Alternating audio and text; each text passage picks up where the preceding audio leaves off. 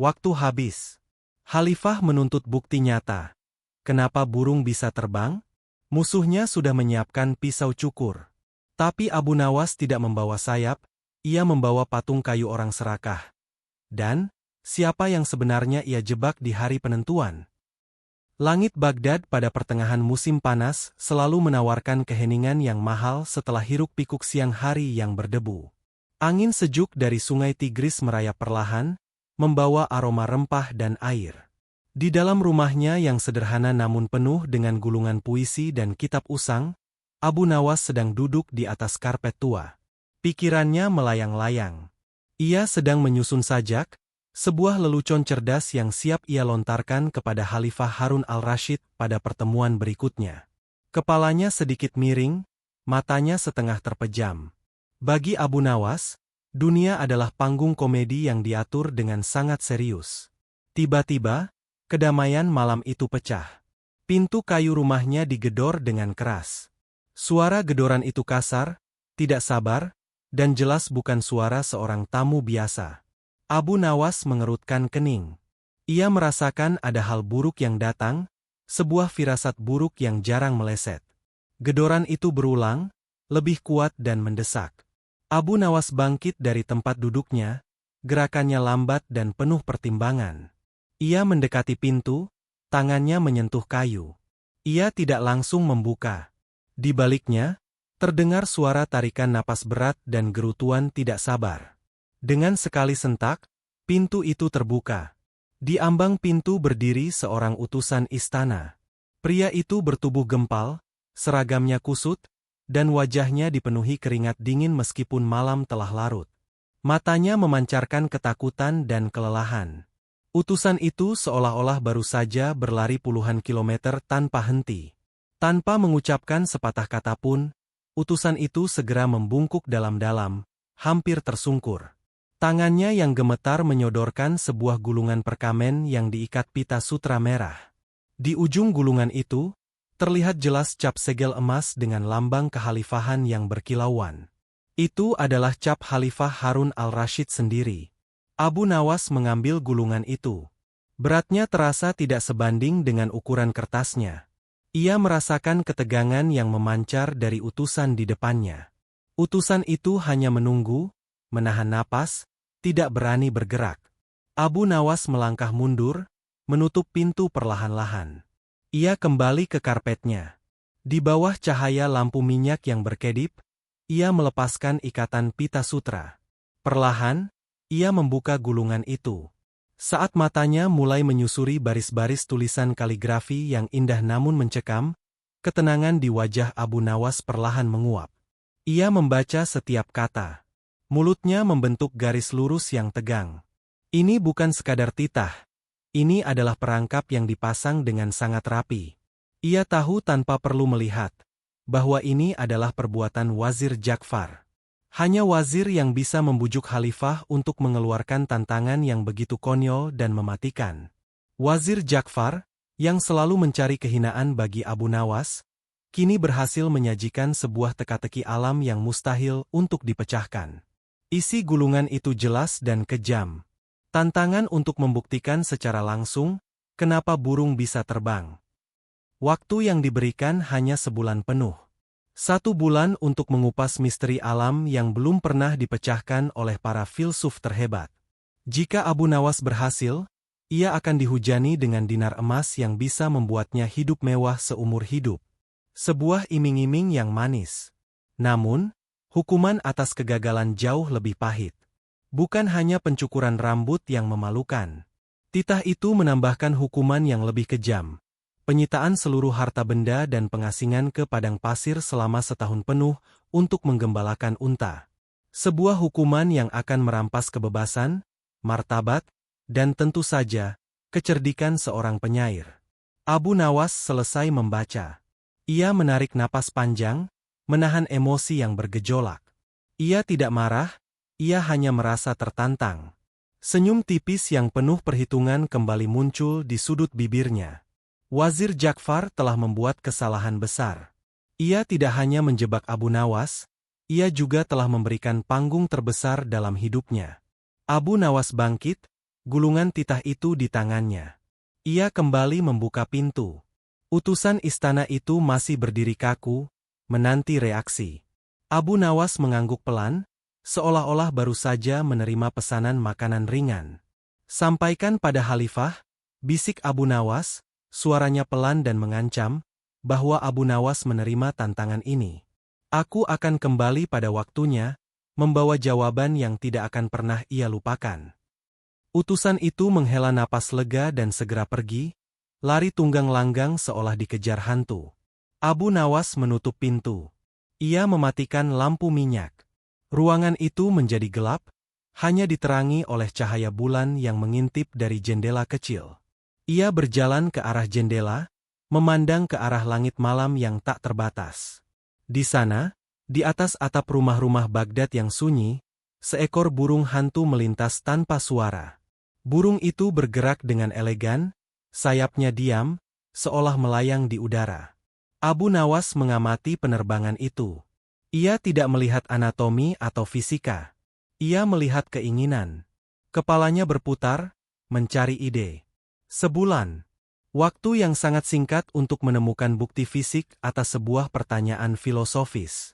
Ia harus memikirkan sesuatu yang konyol, logis, dan sangat khas Abu Nawas. Ia harus mengubah aturan permainan. Ia harus menjebak balik sang penjebak. Abu Nawas memejamkan mata. Ia membiarkan pikirannya mencari celah dalam titah itu. Bukti langsung. Jawaban yang memuaskan. Ia merasakan dinginnya ancaman di punggungnya, tetapi ia juga merasakan hangatnya kesempatan di depan mata. Ia harus memenangkan ini, tidak hanya untuk dirinya, tetapi untuk membuktikan bahwa kecerdikan lebih unggul daripada intrik dan keserakahan kekuasaan. Ia membuka matanya, menatap lurus ke bulan. Burung hantu itu sudah pergi. Tantangan sudah dilemparkan.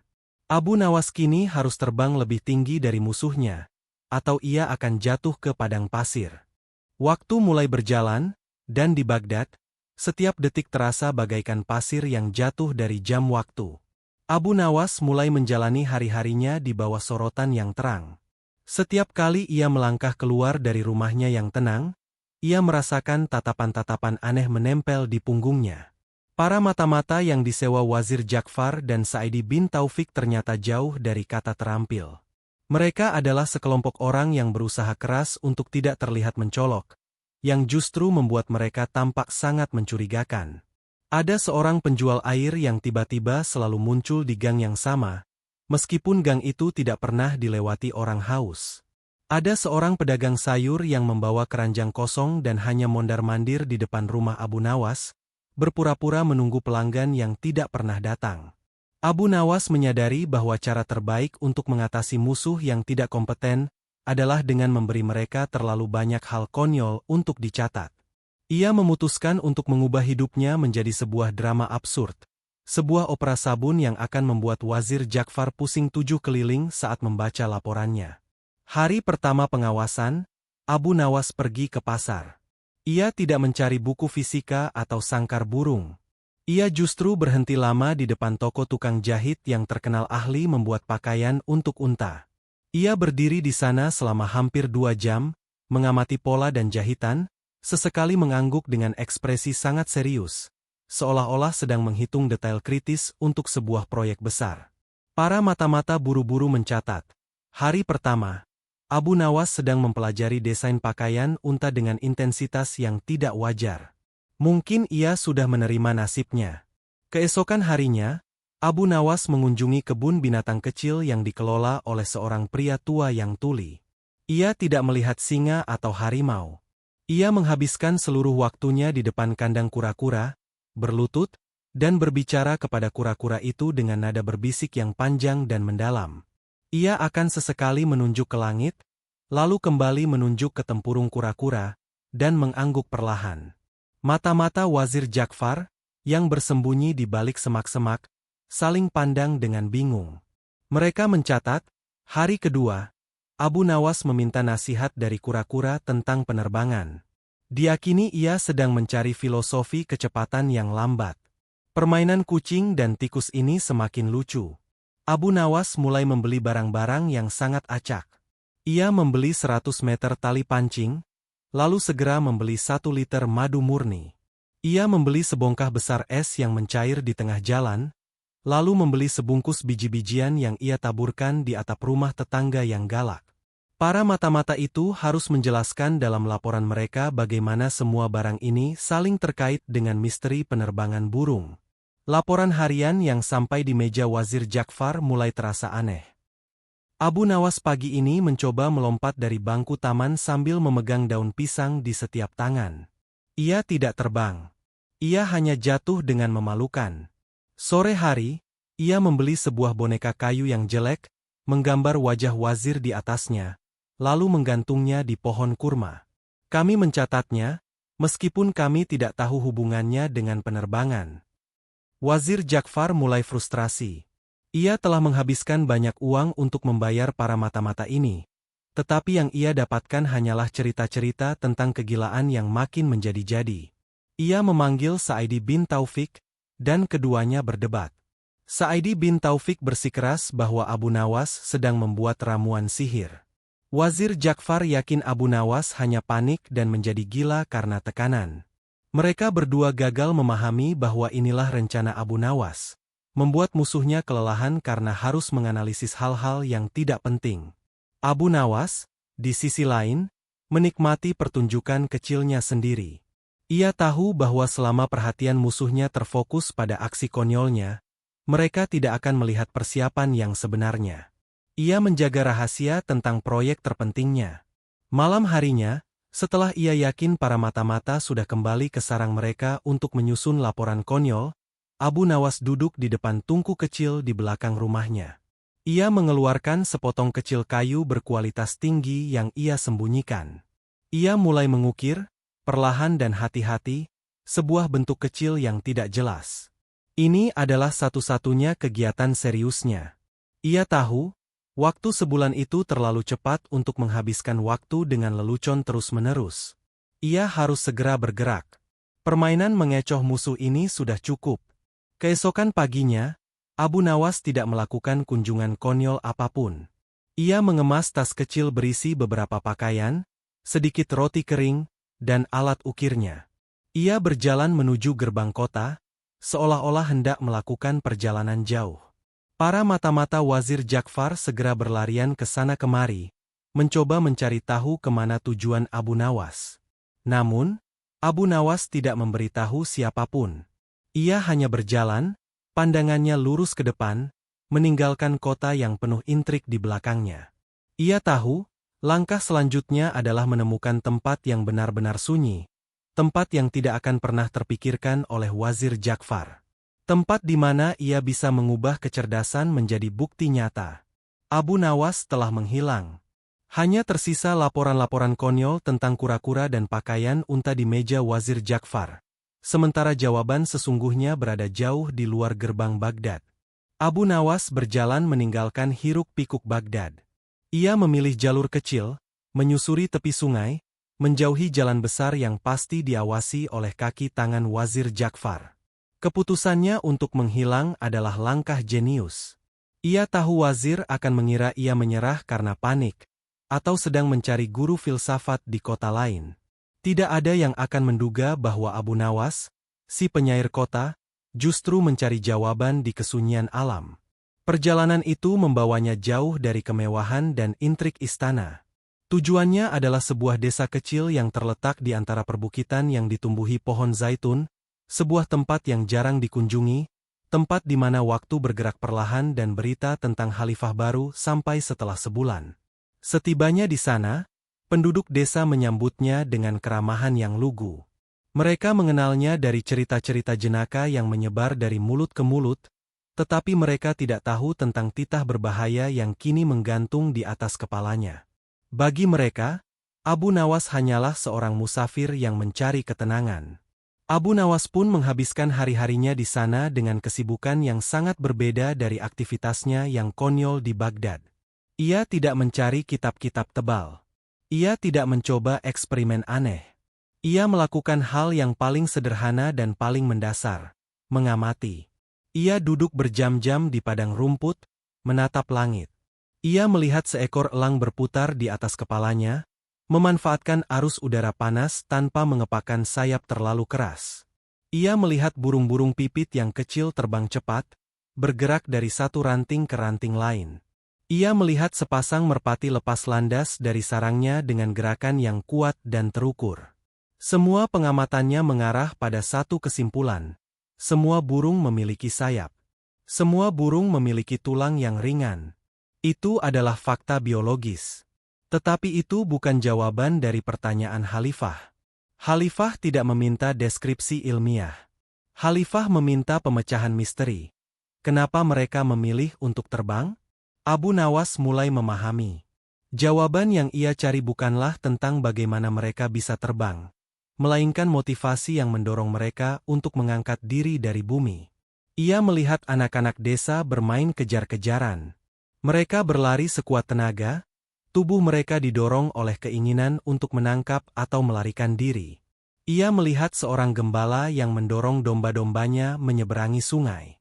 Gembala itu didorong oleh kebutuhan untuk mencari rumput segar. Penerbangan burung, pikir Abu Nawas, adalah manifestasi dari kebutuhan yang mendasar. Mereka terbang untuk kebebasan dari predator, untuk mendapatkan makan yang tersembunyi tinggi, atau untuk mencapai tempat baru yang lebih aman. Penerbangan adalah tindakan yang didorong oleh kehendak, bukan sekadar kemampuan fisik. Ia menyadari bahwa jika ia hanya mengatakan kepada Khalifah bahwa burung terbang karena sayap, Khalifah akan mencibir. Itu membosankan. Khalifah menginginkan kejutan cerdas yang memuaskan. Oleh karena itu, jawaban Abu Nawas harus mencakup kehendak bebas, tetapi pada saat yang sama, ia harus menghubungkannya kembali dengan bukti langsung seperti yang diminta oleh titah. Abu Nawas menghabiskan sore yang panjang di tepi sungai. Ia mulai membuat sketsa di pasir basah. Ia menggambar burung dengan sayap, lalu ia menggambar seekor kucing yang mencoba menangkapnya.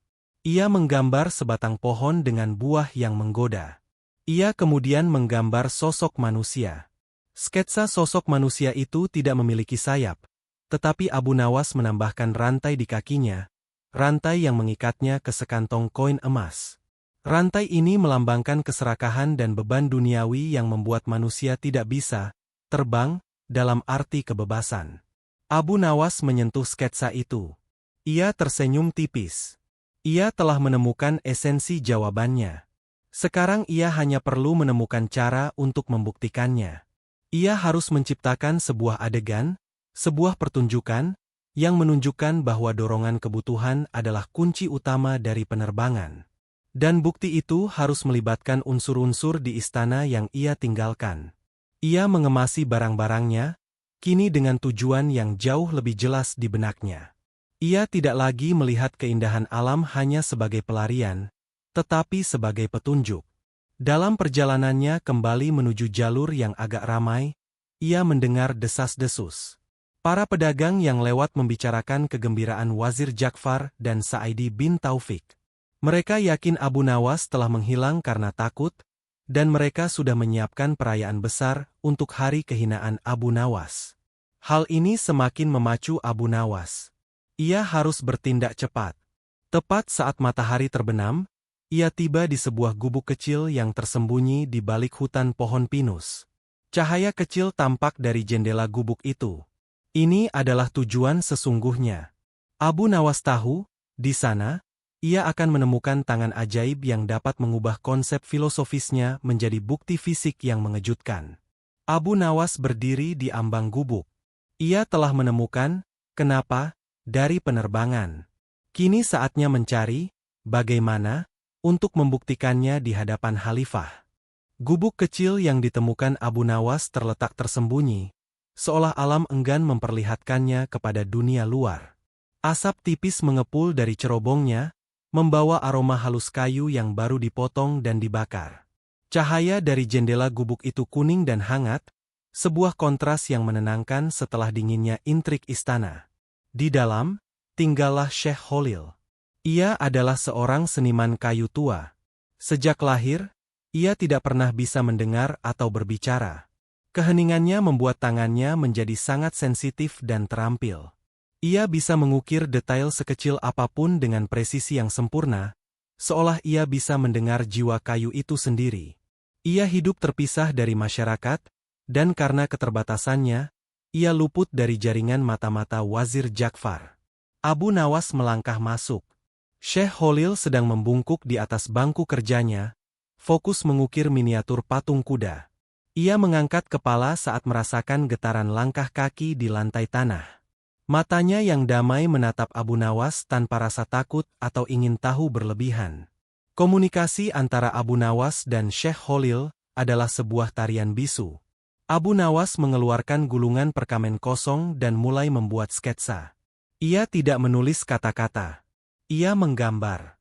Pertama, ia menggambar seekor burung yang terbang tinggi, lalu ia membuat tanda tanya besar di sebelahnya. Kemudian, ia menggambar Wazir Ja'far dengan ekspresi sombong, diikuti dengan gambar sebuah kantong uang yang besar. Terakhir, ia menggambar dua sosok manusia.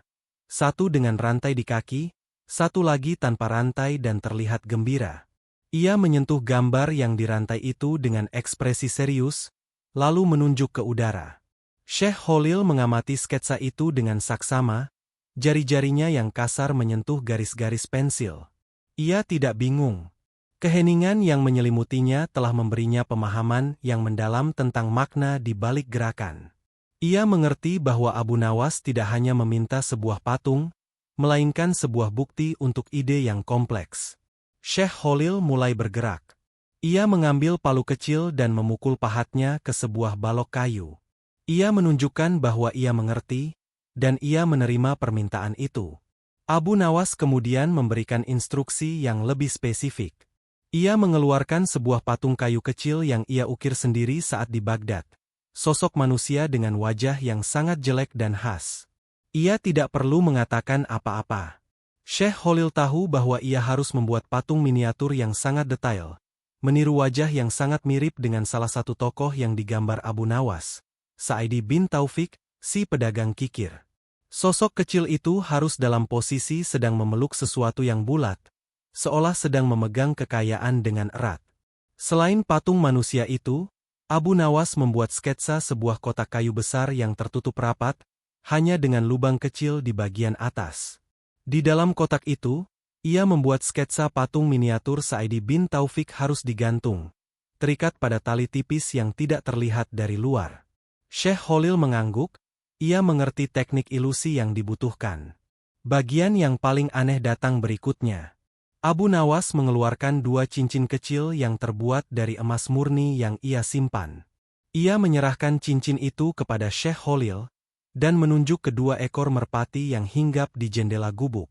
Ia memberi isyarat bahwa cincin itu harus disembunyikan dan diikatkan dengan tali yang sangat tipis pada kaki merpati, dan pelepasan merpati itu harus diatur secara rahasia di dalam aula istana pada hari yang ditentukan.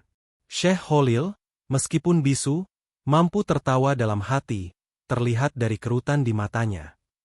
Ia memahami bahwa ide Abu Nawas bukanlah menjawab mengapa burung terbang, melainkan menjawab mengapa manusia tidak bisa terbang.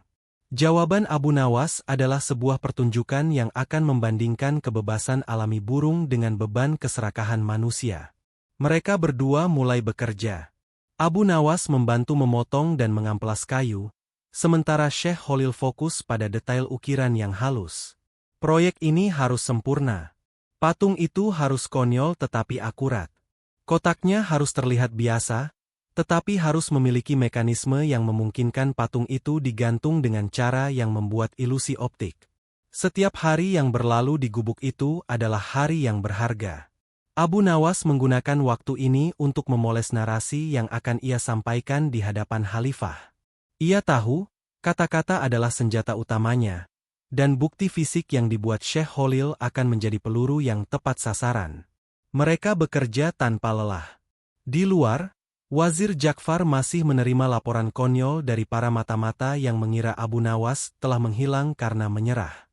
Wazir Ja'far dan Sa'idi bin Taufik, yang dibutakan oleh keyakinan mereka sendiri, tidak pernah membayangkan bahwa Abu Nawas justru sedang membangun panggung kehinaan mereka di sebuah gubuk terpencil. Saat patung kayu miniatur Sa'idi bin Taufik selesai diukir, Abu Nawas tertawa kecil melihat wajah serakah yang begitu mirip dan terperangkap dalam balok kayu. Patung itu benar-benar melambangkan beban yang mengikat manusia pada dunia. Abu Nawas dan Syekh Khalil telah menjalin aliansi hening. Bukti fisik telah tercipta. Kini, mereka hanya perlu membawa bukti itu kembali ke pusat kekuasaan tanpa terdeteksi. Waktu yang tersisa kian menipis. Abu Nawas kini harus meninggalkan gubuk hening Syekh Khalil dan membawa hasil karyanya, kotak kayu besar berisi mekanisme rahasia, kembali ke jantung intrik, Istana Baghdad. Risiko yang ia hadapi kini bukan lagi kegagalan intelektual, melainkan kegagalan logistik. Jika Wazir Ja'far atau mata-matanya berhasil mencegat kotak itu, seluruh rencana akan hancur dan ia akan dihukum tanpa ampun. Abu Nawas dan Syekh Khalil membungkus kotak itu dengan kain goni tebal, menjadikannya tampak seperti sekadar peti kayu tua berisi peralatan pertanian. Syekh Khalil, meskipun bisu, memberikan gestur waspada, menekankan bahwa Abu Nawas harus sangat berhati-hati. Tugas Syekh Khalil telah selesai. Kini giliran Abu Nawas untuk menjadi aktor utama dan dalang di balik layar. Perjalanan kembali ke Baghdad dilakukan di tengah malam. Abu Nawas menempuh jalan memutar, menghindari semua pos pemeriksaan resmi. Ia bergerak lambat, menyamar sebagai seorang pedagang tua yang membawa barang pecah belah.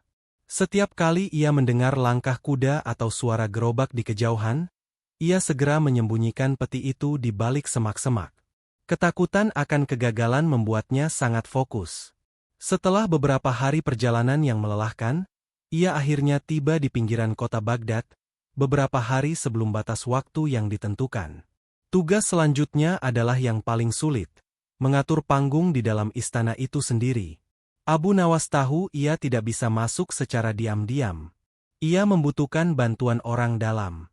Ia teringat pada seorang penjaga istana tua bernama Umar, seorang pria jujur dan sederhana yang pernah ia bantu mengatasi masalah keuangan bertahun-tahun lalu.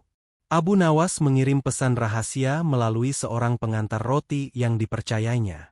Pesan itu sangat singkat, hanya berupa sebuah puisi jenaka yang mengandung kode tempat pertemuan. Umar tiba di lokasi yang ditentukan, sebuah gudang kosong yang gelap, wajahnya tampak khawatir.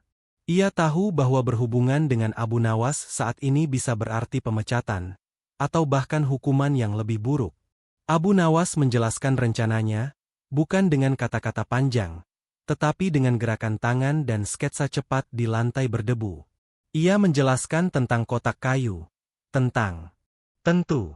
Ini adalah penulisan ulang dan penyesuaian untuk bab 7 dari novel Anda, Kenapa Burung Bisa Terbang, yang menggambarkan kedatangan Abu Nawas di istana pada hari H, membangun suasana dramatis, dan kontras antara ketenangan Abu Nawas dan kegembiraan musuhnya.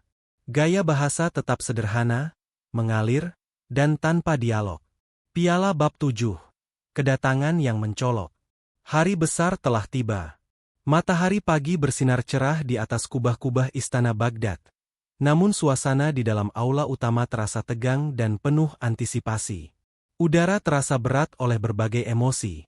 Kegembiraan jahat, keingintahuan yang membara, dan harapan akan tontonan. Seluruh pejabat dan masyarakat penting telah berkumpul, kursi-kursi penuh sesak, menanti nasib Abu Nawas. Khalifah Harun al-Rashid duduk di singgasana megah, tatapannya tajam namun sedikit jenuh. Ia menantikan kejutan, baik itu jawaban cerdas yang luar biasa atau kegagalan yang konyol. Di barisan paling depan, Wazir Ja'far dan Sa'idi bin Taufik duduk dengan senyum yang tidak bisa disembunyikan. Wajah mereka memancarkan kepastian mutlak akan kemenangan. Wazir Ja'far sudah memberi isyarat kepada tukang cukur yang disiapkan, seorang pria bertubuh kurus dengan pisau yang berkilauan, yang kini berdiri di sudut, siap untuk memulai pekerjaan yang memalukan itu begitu titah Khalifah diucapkan. Sa'idi bin Taufik bahkan telah menunjuk-nunjuk gerombolan pelayan di pintu belakang, yang ia yakini akan segera mengangkut harta benda Abu Nawas yang akan disita. Tiba-tiba, ketegangan yang menyesakan itu terpotong oleh suara derit pintu gerbang aula yang dibuka lebar. Abu Nawas melangkah masuk. Keheningan seketika menyelimuti ruangan. Semua mata tertuju padanya.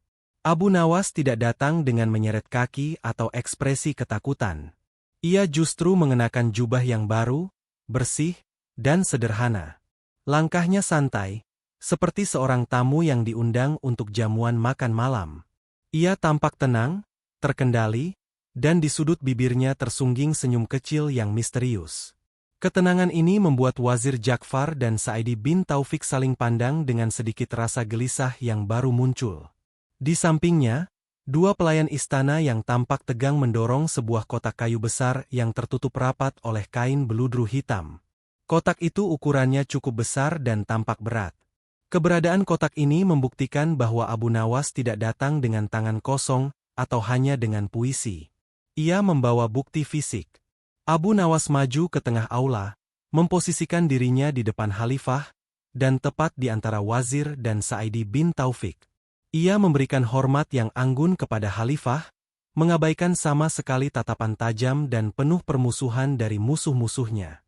Wazir Ja'far, yang tidak bisa menahan diri, melakukan gestur dengan tangannya ke arah Khalifah, seolah berkata, "Jangan terkesan, Paduka. Itu pasti hanya kotak berisi batu." Abu Nawas menangkap gestur itu, tetapi ia hanya membalas dengan mengangkat bahu ringan. Ia berdiri di samping kotak kayu yang kini diletakkan di lantai. Ia membiarkan kotak itu berbicara untuk dirinya sendiri. Ketenangan Abu Nawas sangat mengganggu musuh-musuhnya. Mereka telah membayangkan Abu Nawas panik, lusuh, dan memohon belas kasihan. Sebaliknya, yang mereka dapatkan adalah seorang seniman pertunjukan yang tenang, siap untuk menampilkan karyanya. Khalifah Harun al-Rashid melihat sorot mata Abu Nawas. Rasa bosannya hilang. Ia tahu, apapun yang akan terjadi, itu akan menjadi drama yang jauh lebih menarik daripada yang ia perkirakan. Abu Nawas kini memberi isyarat kepada para pelayan. Mereka melepaskan kain beludru hitam dari kotak kayu itu. Kotak itu kini terlihat polos, tidak mencolok, tetapi menjadi fokus semua mata. Penentuan nasib Abu Nawas dan kehinaan musuhnya akan segera dimulai. Abu Nawas berdiri di tengah aula besar, berjarak tepat di antara singgasana Khalifah dan kursi Wazir Ja'far. Ia mengabaikan tatapan tajam Wazir dan sorot mata penuh kebencian dari Sa'idi bin Taufik. Semua mata tertuju padanya, menanti kata-kata pertama yang akan menentukan nasibnya. Ia mengambil napas dalam-dalam, lalu memandang Khalifah Harun al-Rashid, bukan dengan rasa hormat yang berlebihan, melainkan dengan kehangatan seorang teman yang siap memberikan kejutan. Abu Nawas mulai berbicara, bukan tentang fisika atau biologi, melainkan tentang kehidupan dan kehendak. Ia menjelaskan bahwa pertanyaan, kenapa burung bisa terbang, bukanlah tentang kemampuan, melainkan tentang motivasi. Ia berbicara tentang bagaimana semua makhluk hidup, termasuk burung, didorong oleh kebutuhan yang fundamental. Sayap dan tulang ringan hanyalah alat, sebuah anugerah alami.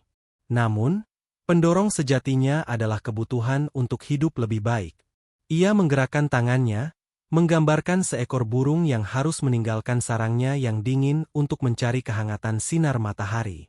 Ia menceritakan tentang burung yang harus terbang tinggi untuk melarikan diri dari ular yang mengintai di tanah. Ia berbicara tentang seekor burung yang terbang jauh, didorong oleh keinginan untuk menemukan buah yang manis di pohon yang tinggi. Penerbangan, menurut Abu Nawas, adalah tindakan kebebasan yang dipilih, bukan sebuah keharusan mekanis. Wazir Ja'far, yang mendengarkan dengan tangan disilangkan di dada, mulai menunjukkan ekspresi jijik. Ia menggelengkan kepala dengan keras. Ia ingin mendengar dalil-dalil ilmiah yang bisa ia sanggah, bukan omong kosong filosofis yang terdengar indah. Ia ingin Abu Nawas memberikan jawaban tentang gravitasi atau massa, hal-hal yang dapat ia buktikan sebagai kesalahan. Dengan gestur yang jelas, Wazir memberi isyarat kepada Khalifah bahwa penjelasan ini tidak memadai. Khalifah Harun al-Rashid, meskipun terhibur dengan gaya bahasa Abu Nawas yang puitis, mulai menunjukkan tanda-tanda ketidaksabaran. Ia mengangguk-angguk setuju dengan Wazir Ja'far. Benar, penjelasan Abu Nawas ini terlalu abstrak. Titah itu menuntut bukti langsung. Abu Nawas menangkap perubahan suasana hati Khalifah. Ia tahu, Saatnya memainkan kartu terbesarnya telah tiba. Penjelasan filosofis itu hanyalah tirai panggung untuk pertunjukan utamanya. Ia melangkah mundur ke arah kotak kayu besar yang tertutup kain beludru itu. Ia menghentikan narasi puitisnya, dan kini berbicara dengan nada yang lebih lugas dan menantang. Ia menyatakan bahwa ia akan membuktikan secara visual, di hadapan semua orang, bahwa dorongan yang membuat burung terbang adalah kebutuhan dan kehendak. Dan ia akan membuktikan bahwa makhluk hidup yang terikat oleh dorongan duniawi tertentu akan gagal terbang, meskipun memiliki kemampuan. Abu Nawas menggerakkan tangannya ke arah kotak itu, memberikan isyarat kepada pelayan istana untuk melepaskan kain penutup. Kain itu jatuh ke lantai, memperlihatkan kotak kayu polos.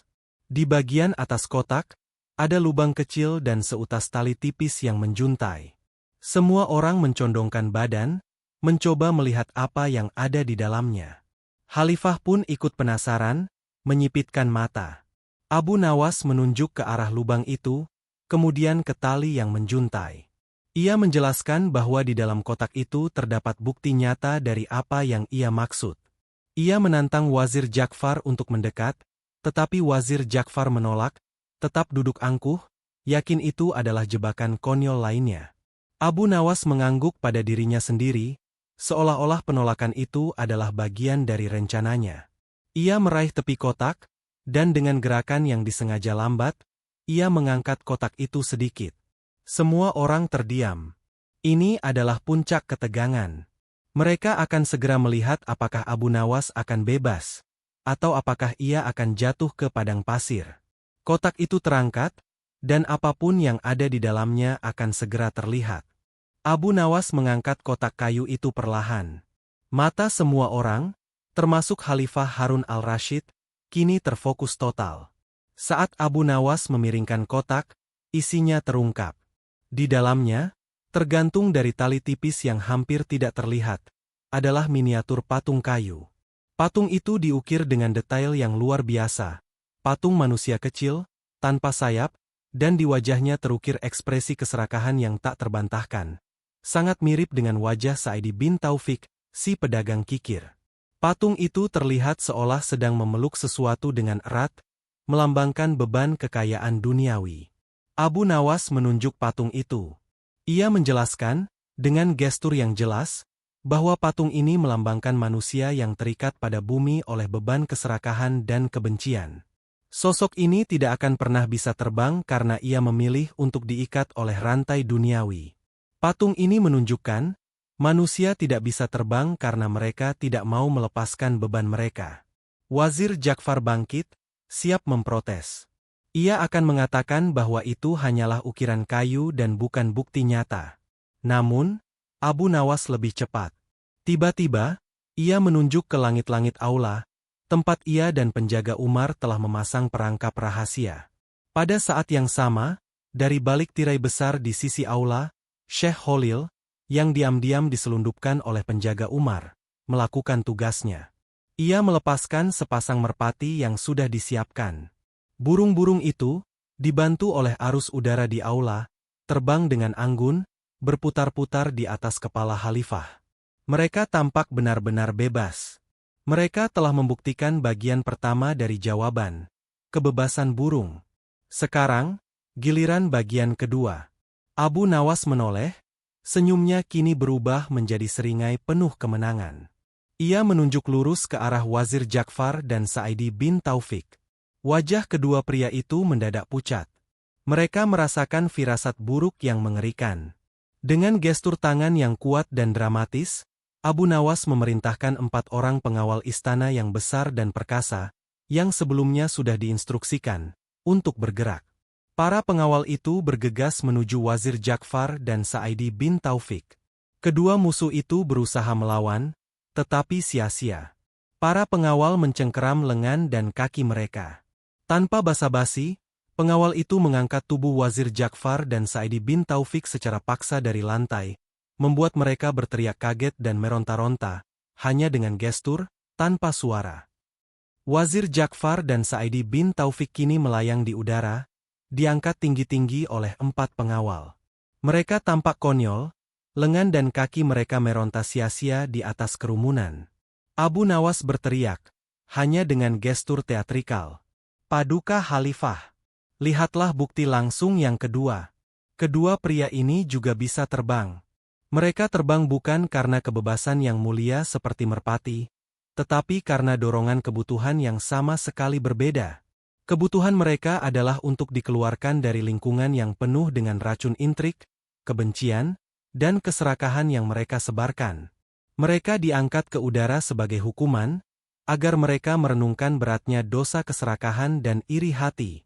Inilah bukti yang dapat dilihat dan dirasakan, Paduka. Seluruh aula terdiam sesaat, sebelum meledak dalam tawa yang tak tertahankan. Khalifah Harun al-Rashid, yang menyaksikan wazir dan pedagang kaya itu melayang dengan ekspresi ketakutan yang konyol, meledak dalam tawa yang paling keras dan paling bahagia. Ia memukul sandaran tangannya dengan kegembiraan. Wazir Ja'far dan Sa'idi bin Taufik, yang kini tergantung di udara, merasa malu yang luar biasa.